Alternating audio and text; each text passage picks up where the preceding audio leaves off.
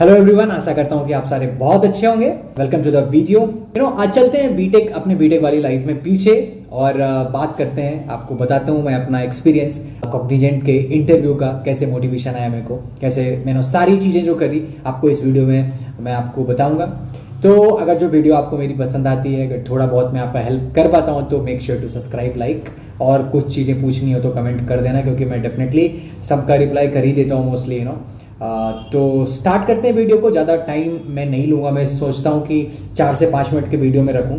तो प्रॉपर मैं ये इंटरव्यू एक्सपीरियंस में दे रहा हूँ अपना, ठीक है ना। इंटरव्यू प्रिपरेशन का वीडियो नहीं बना रहा हूँ, अपना इंटरव्यू का एक्सपीरियंस का वीडियो बना रहा हूँ। अगर जो आपको चाहिए कि भाई और क्या क्या पूछता है इसके बारे में अगर डिटेल से बता सको तो उसके लिए मैं फिर एक अलग वीडियो भी बनाने की कोशिश करूँगा, ठीक है।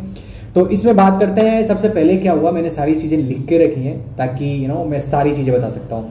तो सबसे पहले 2024 सितंबर में इसका फॉर्म आया था, ठीक है ना। मेरे कैंपस के प्लेसमेंट के थ्रू मेरा हुआ था, तो फॉर्म आया था, मैंने फॉर्म डाला। उसके बाद फॉर्म डालने के बाद आई थिंक 1 महीने के बाद इसका पहला जो इंटरव्यू था उसका आ गया था मैसेज, ठीक है ना। तो जब फॉर्म आई थी तो उसके साथ एक अटैचमेंट भी आया था जिसमें सारा का सारा इसका सिलेबस लिखा हुआ था। रोल्स लिखे हुए थे, पैकेज लिखे हुए थे, सारा कुछ मैंने पढ़ा। सारा कुछ अपने दिमाग में आ गया था कि भाई ऐसा ऐसा सारा कुछ है, इस रोल के लिए ये सारी चीज़ें पढ़नी पड़ेंगी, मतलब ऐसा सारा कुछ क्लियर हो गया था। ये अगर जो आप फिल करोगे तो आपको भी ये सारी चीज़ें मिलेंगी और आपको पता होगा ये सारी चीज़ें, ठीक है।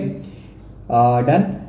सिलेबस भी सारा वही उसी अटैचमेंट के अंदर सारा सिलेबस था, क्या क्या पढ़ना है नहीं पढ़ना है वो सारी चीज़ें, ठीक है ना। अगर जो आपको चाहिए मेरे मुंह से सुनना है सिलेबस तो उसके बारे में आपको कमेंट कर देना, मैं आपके लिए वीडियो बना दूंगा, कोई चक्कर नहीं है। तो बात करते हैं प्रिपरेशन की। मैंने प्रिपरेशन कुछ नहीं करी थी, ठीक है ना। डेट्स जब आ गई थी कॉलेज वाले 1 सप्ताह पहले, 10 दिन पहले डेट्स बता देते हैं कि भाई कॉग्निजेंट का इंटरव्यू शुरू होने वाला है, इस मंथ से इस डेट से ऐसे शुरू होने वाला है। तो डेट्स 10 दिन पहले आ गई थी, 12 दिन पहले। तब मैंने अपनी प्रिपरेशन स्टार्ट करी थी और चीज़ें पढ़ना शुरू करा था सिलेबस के हिसाब से, ठीक है ना। इन 10 से 12-15 दिन के बीच में मैंने जो पढ़ाई करी कॉग्निजेंट के लिए उसमें मेरा ये कॉग्निजेंट में हो गया था, ठीक है ना। तो प्रिपरेशन मेरा अपना था, आपका अपना होगा, ठीक है। और बात करते हैं इसका इंटरव्यू प्रोसेस का। प्रोसेस में मतलब क्या क्या होता है, ठीक है ना।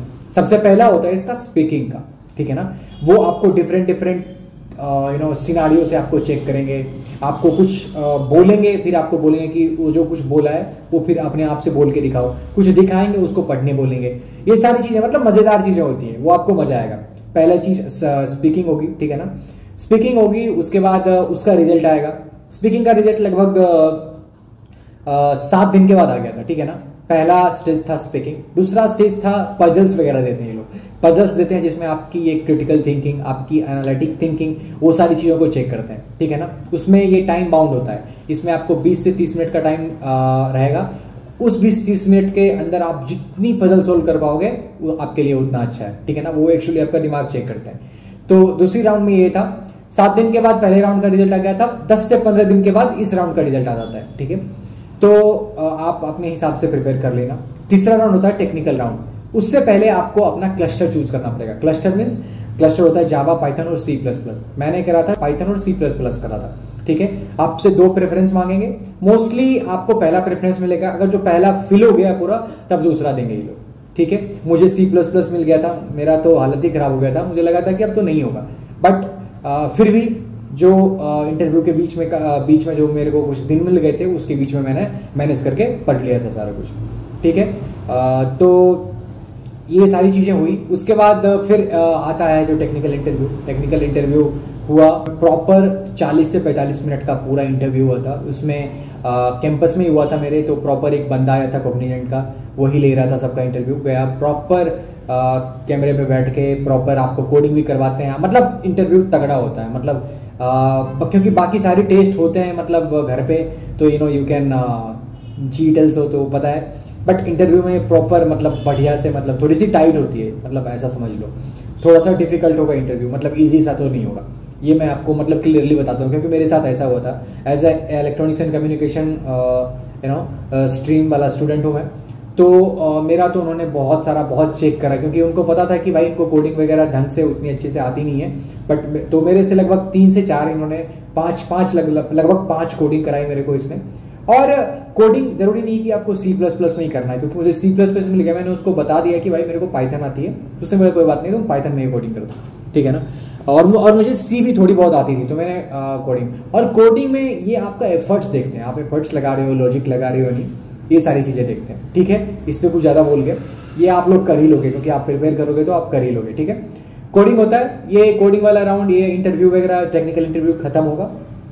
उसके बाद लगभग 1 से 1.5 यानी कि 30 से 40 दिन के बाद आपको रिजल्ट आ जाएगा इसका, ठीक है ना। 30 से 40 दिन के बाद आपको रिजल्ट आ जाएगा, रिजल्ट आ जाता है। उसके बाद फिर आपको पता चल गया कि आप सेलेक्टेड हो। मेरा कैंपस वाला था, तो ये कैंपस वाला इंटर्नशिप कम प्लेसमेंट था, क्योंकि उस टाइम मैं अभी भी 4th ईयर के बीच में ही था। ट्रेनिंग शुरू हो जाता है जनवरी से, और फिर मैं ट्रेनिंग स्टार्ट करता हूँ। ट्रेनिंग से पहले LOI आ जाता है, LOI के बाद ऑफर लेटर आ जाता है, सारा कुछ होता है, स्टाइपेंड वगैरह भी मिल जाते हैं उसमें। उसके बाद ट्रेनिंग शुरू होती है प्रॉपर। फिर उसमें भी आपको एक स्ट्रीम मिल जाता है, उसके बेसिक पे आपको ट्रेनिंग करनी पड़ेगी, ताकि फिर आगे चल के आपको उसी स्ट्रीम को फॉलो करके अपना जो काम है वो आगे बढ़ाना है, तो ऐसा रहता है।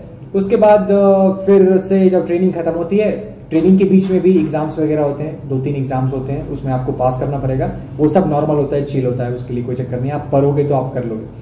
ऑब्वियस सी बात है, अगर आप इतना पढ़ के अंदर आए हो तो डेफिनेटली उसके लिए तो पढ़ना ही पड़ेगा ना, अपनी जॉब पक्की करनी है, तो वो आप कर लोगे आराम से। उसके बाद फिर क्या होता है कि उसके बाद जैसे कि मैं ट्रेनिंग था, उस टाइम ट्रेनिंग से आया था, तो मेरे को एक सर्विस लाइन इंगेजमेंट प्रोग्राम में डाल दिया था उन्होंने, क्योंकि मेरे रिजल्ट्स वगैरह नहीं आए थे जब तक उसके बाद डॉक्यूमेंट वेरिफिकेशन होता है ना, डॉक्यूमेंट वेरिफिकेशन में आपको कॉलेज का पूरा फाइनल डिग्री वाला सारा कुछ चाहिए होता है उनको। जब तक वो दोगे नहीं, तब तक आपको ये ऐसे साइड में बिठा के रखेंगे, तब तक आपका नहीं होगा, ठीक है ना। इसी के ऊपर मैं बहुत सारी वीडियो बना रहा हूँ, और लोग बहुत सारा इसमें इंटरेस्टेड भी हैं जानने के लिए, तो फिर से मैं इसी के बीच में आपको एक चीज़ बता देता हूँ।